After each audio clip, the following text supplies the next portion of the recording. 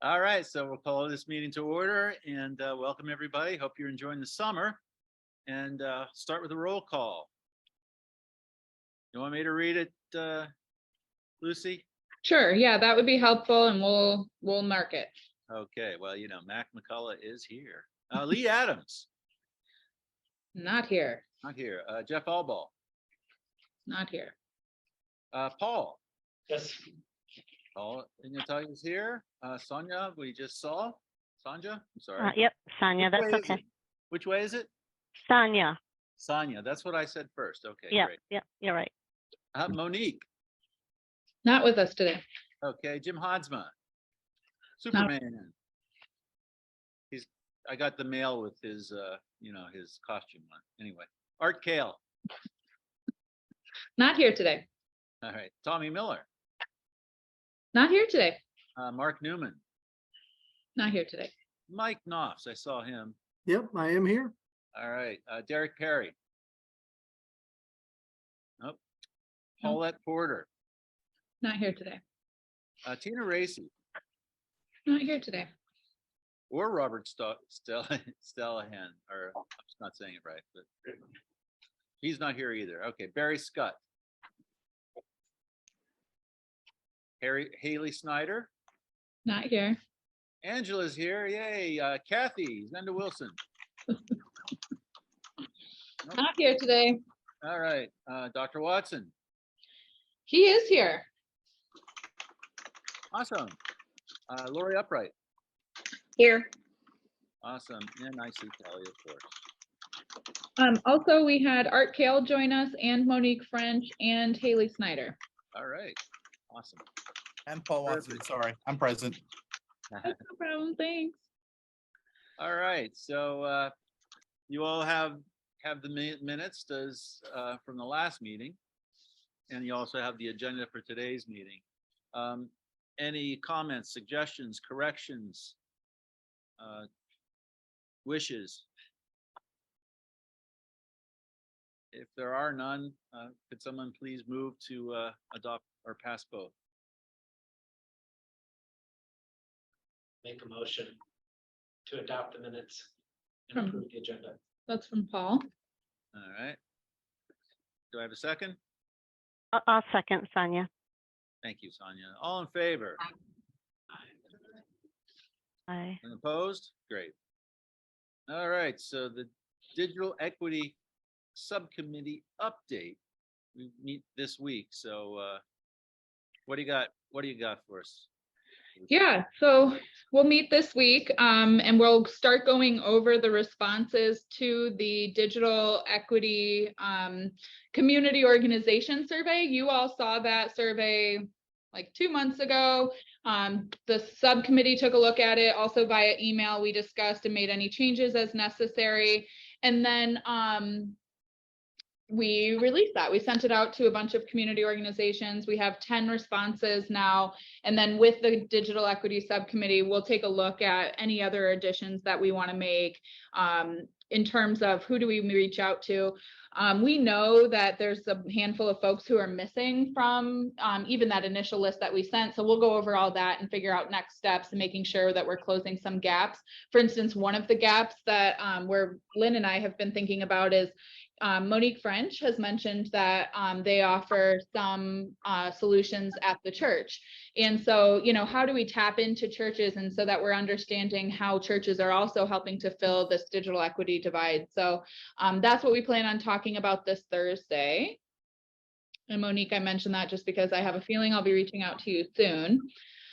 But then a couple other things that sorry, go ahead. Someone's talking. Okay. Another thing I wanted to share, I'm going to share it in the chat for those in the room. I can email this to you later.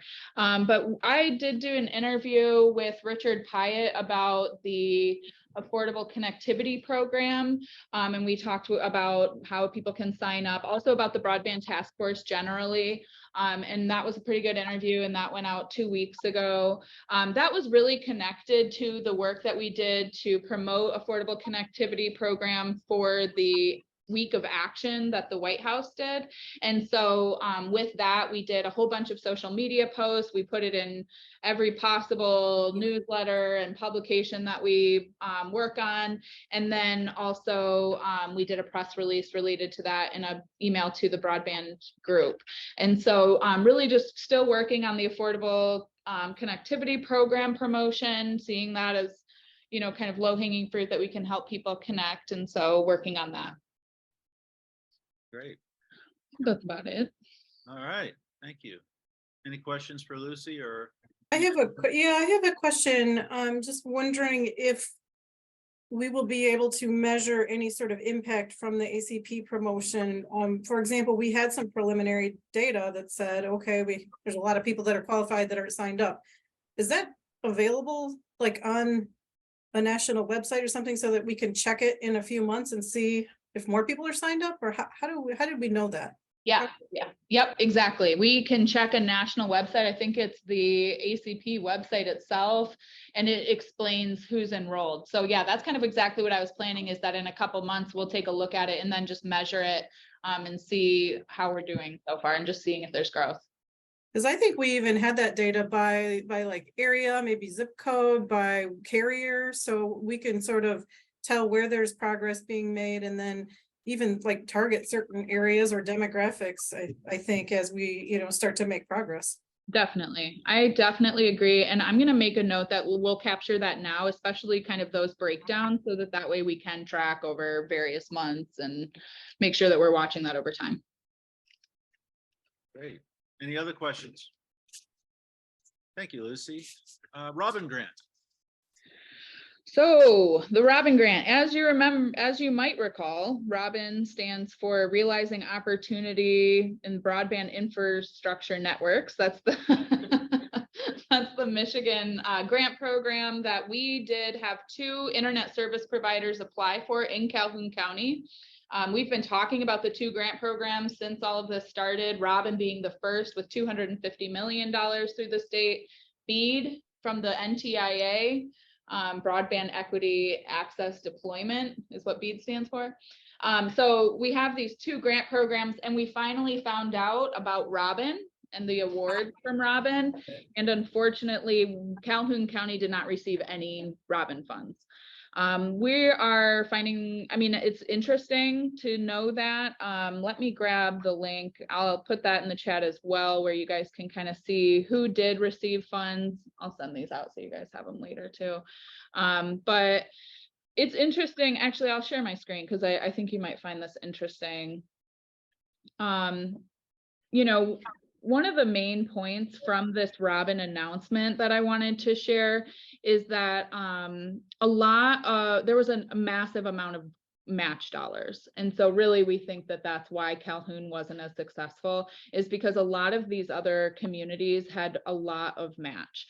Let's look at this website. This kind of goes over some of the details.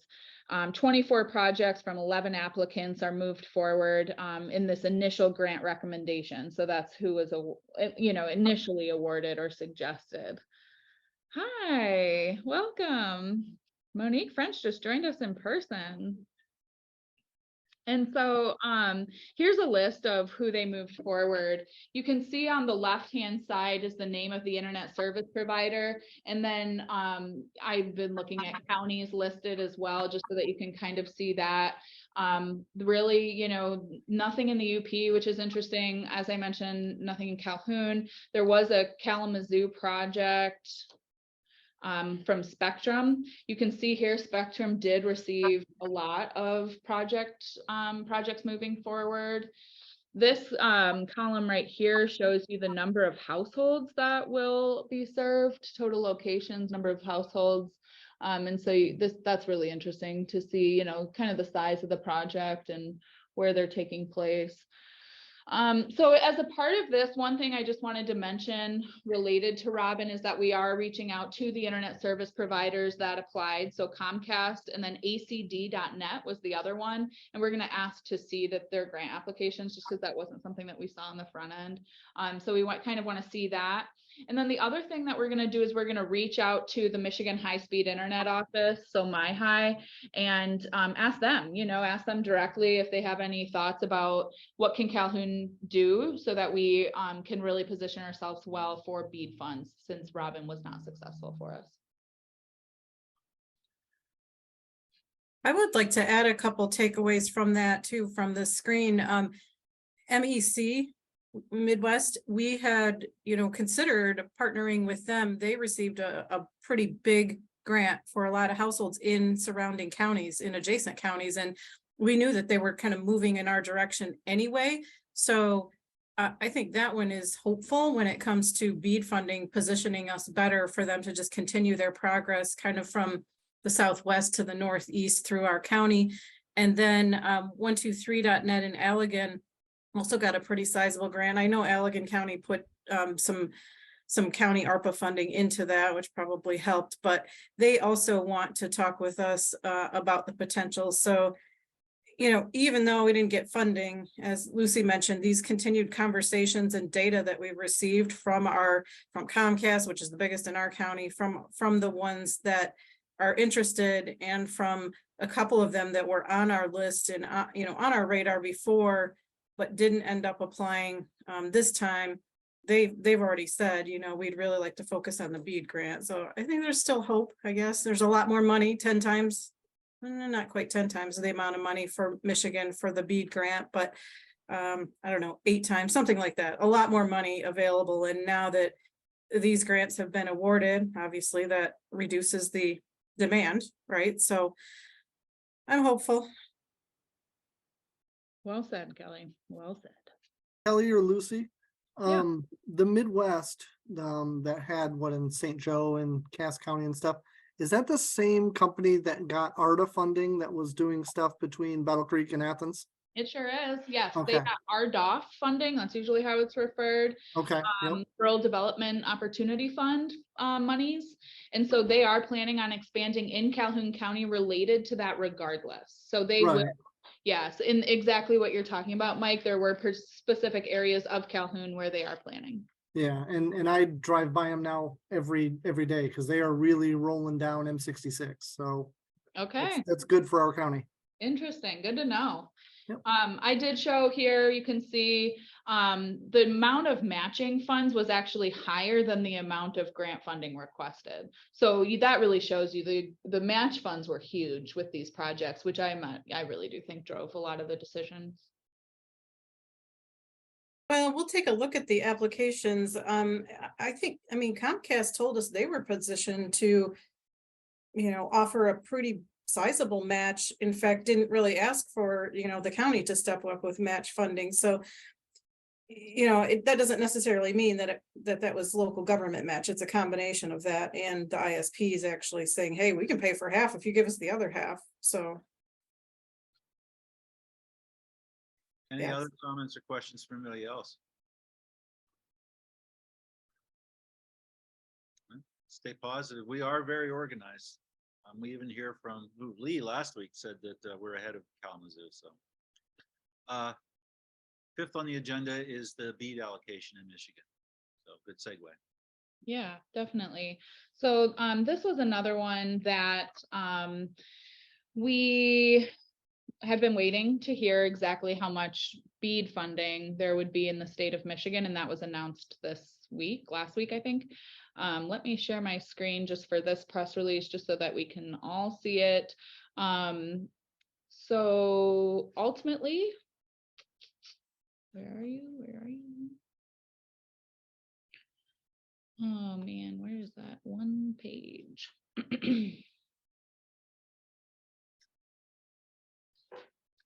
Okay. So $1.5 billion is how much Michigan will receive for BEAD funding. And so that's really good. That doesn't have the decrease that we were worried about. 1.5 is about on par with what we were hoping.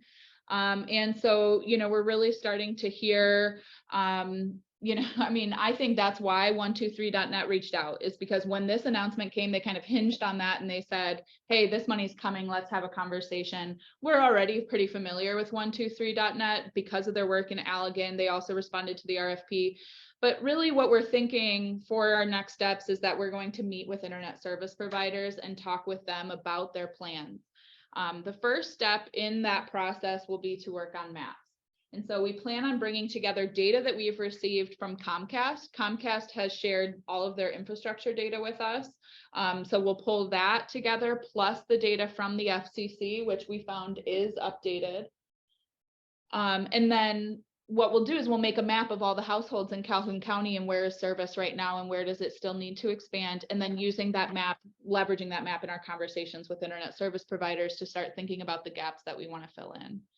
So kind of 3 next steps related to BEAD. One is the map that we're going to work with Brent and GIS on. One is talking with internet service providers, especially we've started developing relationships with many of them. And so having that conversation about what is their plan for BEAD. And then also working with the state, MyHigh, also the NTIA, which is the federal organization. We have a connection with their Michigan representative. It's Ben Feinman. He's actually been really supportive of Calhoun's work. And so we'll connect with him as well about how can we really ensure that Calhoun is positioned well. We saw though with Robin that match dollars might have a large role in this. And so, that's going to be an ongoing conversation as we start thinking about our applications, is where could match come from and what would that look like? But also, are there other ways that we can have strong applications, and what could that be? Great. Mike, do you have anything for the group? Well, yeah, Lucy gave you the good news. There was a little bit of a problem though, getting that money. The industry had in 2022, and then again last year, actually 2020 and 2022, imposed obstacles to local government like Calhoun from accessing any of that BEAD money. Fairly contrary to the federal law that made the money available. And so you're all familiar with merit. They don't want to be talked about too much out loud, but I have to give them credit because they really led the charge. They had the lobbyist on the ground. I provided the legal background, but so it was merit, ProTech, Calhoun County helped some, and so did other partners. And so we got the Appropriations Act that was just done a week and a half ago to lift those bars, to strike them from the language that had been in the Approps Act in 2022.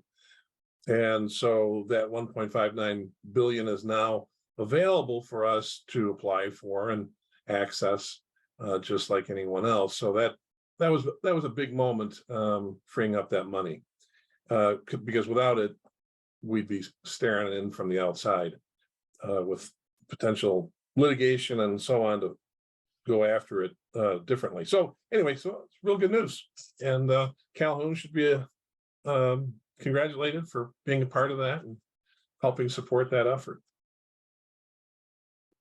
Thanks. Cool.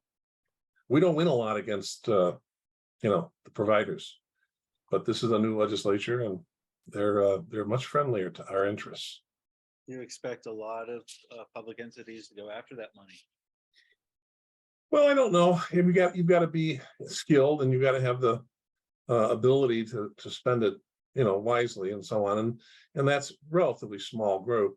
But I will say Calhoun has worked really hard, as you may recall, with CTC and in my office to get to the level of skill. What that'll mean, I don't know. And that we talked about that a little bit yesterday, but that's, at least we're now in a position to consider doing something on our own or in partnership with others. Just to follow up on that. So yeah, I mean, I want to definitely thank Mike Watson and his firm for the efforts. We really didn't think there was, the Michigan Association of Counties kept telling me, there's really not any movement on that. There's really not any movement. But what happened with this year's budget passage is a lot of, I'll call policy issues got sort of built into the appropriations line items into the budget. So It happened a little bit behind the scenes and very quickly, but we're still happy that was there. And if you remember the screen that Lucy showed on the Robin Grant awardees, all of the applicants were the service providers. And really that's because there wasn't the opportunity for those local governments to apply before. Now they can. But again, there has to be a reason, I guess, that we as a county would want to be the applicant. We would have to be in a position maybe to have some leverage, to want to own the infrastructure, or to try to, set some of the terms for the internet service providers to want to partner with us in that endeavor. So we may see a similar response to the BEAD in Calhoun that we did in Robin, meaning the ISPs are likely to apply again on their own, and then maybe we just have a strong, I'll call it a stronger partnership, and maybe incorporating some of those efforts, like with the digital equity subcommittee, sort of being able to strengthen their applications through efforts of more of a broadband ready community, if you will, which is what the NTIA told us is going to be really important. And so, I don't think BEAD will be the last funding for broadband. And so that the passage of this new legislation is really just landmark going forward. It just puts us, in a better position. And it might be that when we talk with like Comcast, MEC, 123, there's some gaps that they can't fill in, and somehow we figure out how to patch all that together. And if there's something the county can do, at least we have the opportunity, but we may end up not seeing that much of a difference here. But I do expect across the state, maybe a couple of municipalities might try to apply for the funding under the new laws. Anyway, so again, just thank you, Mike, for your efforts on that, because it wouldn't have happened. Nobody else seemed to be pushing for that. Yeah, well, and without Calhoun County and ProTech and Merit, frankly, paying some of the bill, it wouldn't have happened at all. So thank you. I do think was curious, the model that you came back and told us about, and I can't remember which meeting it was, Lucy, whether it was this meeting or a committee meeting. If that opens a door, where we own a network and then invite ISPs into compete building off of our network, but could that be used that way? Yeah, I was just going to say, I do think we'll see Livingston apply for that reason. Livingston planned to do the middle mile network, hoping that BEAD would be the pathway for that. Also, communities like Beaver Island, they, especially if they're organized, they're in a better place to be able to apply. So I think we'll see some of that. Monique, did you have something you wanted to add? Oh, no, I just was gonna go back when you were talking about the Robin Grant. I thought when you were saying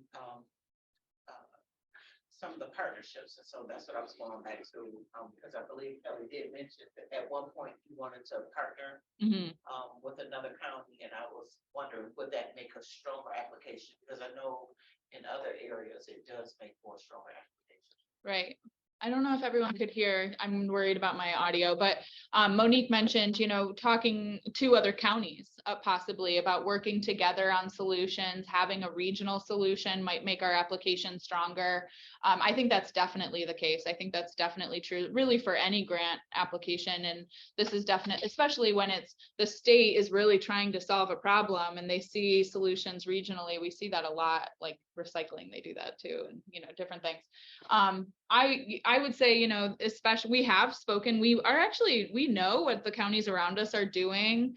And I think that that's certainly on the table but I haven't heard any conversations right now about that sort of partnership. It'd be interesting to see and this really opens that door. I mean, if governments can apply, this offers potential solutions that we might not have thought of. Well, and I know all these county administrators, right? We have a statewide county administrators meeting this Thursday afternoon. Broadband will be back on the table now, I'm sure, after the Robin Grant. I think the question is, when we talk about partner with other counties, so far, none of our surrounding counties in this region are doing their own thing, right? They have internet service providers that are covering their county. So I think for sure we can leverage through the applications of those service providers. Hey, they're already doing our surrounding counties. It makes sense to connect across the border, we can definitely, I think strengthen the applications by showing how this region becomes stronger if we fill in the gaps. I struggle a little bit right now without more information about what a true quote unquote partnership with any of the other counties might be, because I'm not seeing the other county governments really step up. And as Mac mentioned, Kalamazoo's not even like close to where we are. They've got, in St. Joseph and Van Buren, you've got MEC coming through, but they're doing it kind of on their own and not necessarily in partnership with the government at this point. Hey, Kelly, can I just, I think two things since a week ago when the Probes Act opened the door.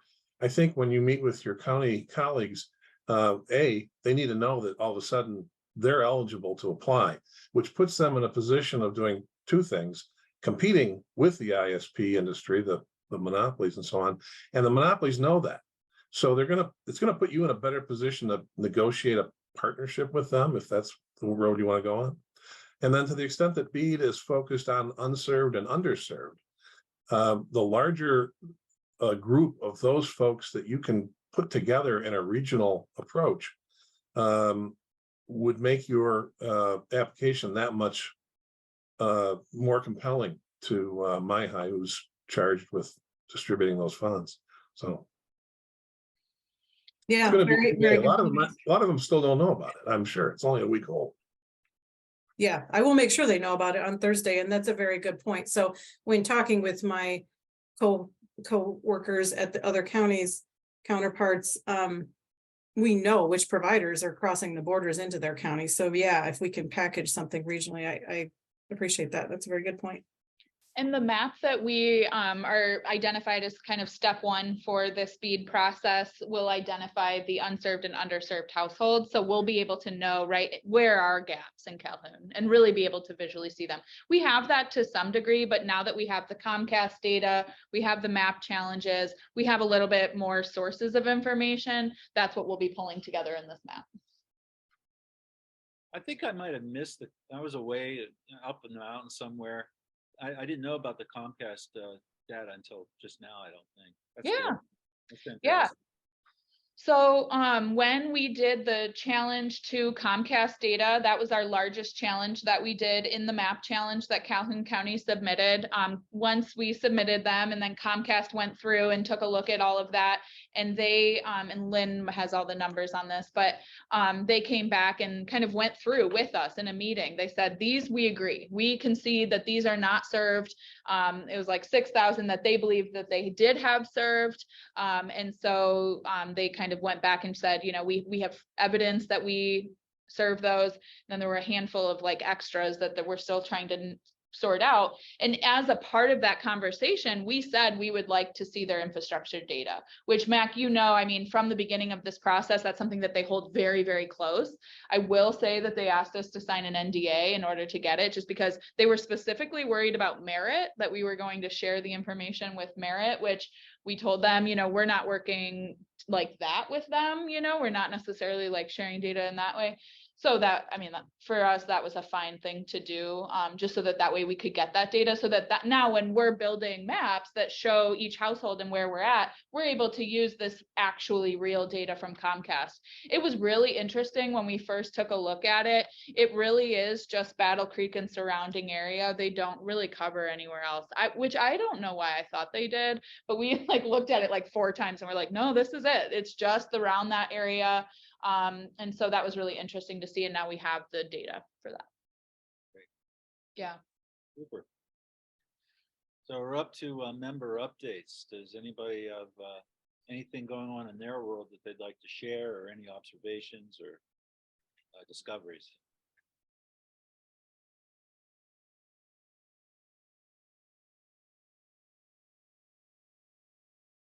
Just a quick question. I don't know if it's an update per se, Mac, but I know we had talked about getting together some folks to talk about the education component of this.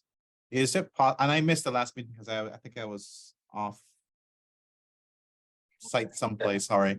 But do we have an update on that, how that's going? Yep, we have started meeting. It's the Digital Equity Subcommittee. And Yep. you have 2 staff members who are on it. Yeah, I do. yeah, in the library. And we had one meeting already, and then we're meeting again this Thursday. It'll be monthly. It's the second Thursday of the month. And so starting to chip away at that. The big step with them right now is the organization survey that we're sending out throughout the community. And so we've started tackling that. Perfect, thank you. I just wanted to make sure you all weren't waiting on me for something. No, actually, you were super helpful. So Perfect, thank you. You're asking. I mean, I can say this every meeting, except that I will say that the people relying on public library, this public library for internet access and all kinds of support, I don't know, it just seems to be really ramping up a lot. So, and it's always been there. So, you know, we already know all that, but it's really incredible how many people come to the library. I mean, to navigate the courts, to apply for jobs. I mean, it's crazy. So that's my only. we do Anybody else have have. anything? I was just going to add, just along the lines of what you're saying, Mac, is that we do have the Marshall Library Director on that digital equity subcommittee. And she shared with us that they have about, 500 patrons, I think, a day, and the majority are there for internet use. That's the majority, a large reason why people are coming to the library. So we are really seeing libraries kind of taking this, kind of handling this divide to some degree. And so I'm really glad that we have Angela, the director from Marshall, on that subcommittee, because she really has a lot of insight, even just trying to tackle it in rural areas too, because she kind of is covering some of the townships also. And so she's really been engaged in that. So the goals of that subcommittee are to really just make a list, make an inventory of where can they go to get that. I mean, people might know they can go to libraries, but there are other places that are also offering, free hotspots, free tablets, free whatever resources, and then figure out how to encourage other organizations to step up and help increase the amount of educational resources that are available for our residents. And I mean, one example that's already getting ready to happen, I don't know if it started, is with our senior services. We funded a pilot program in the Albion area to provide tech support for seniors, where we've got, I think it's interns or some students, college students maybe, that will actually, be like the Geek Squad from Best Buy and come out to your house and help you. So programs like that, once we can get a better response to the survey that we did, I think, again, we can go a long way just providing more educational resources, even with, the broadband that we have to work with, right? We're trying to expand it, but in the meantime, let's at least do the best we can with what we have to work with. So that's what that group is working on.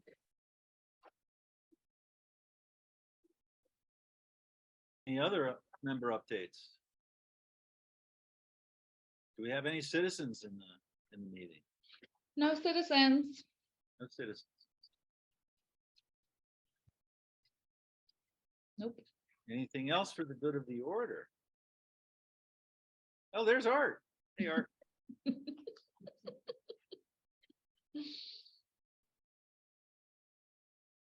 No, we don't want to keep it people if we don't, everybody's time is precious.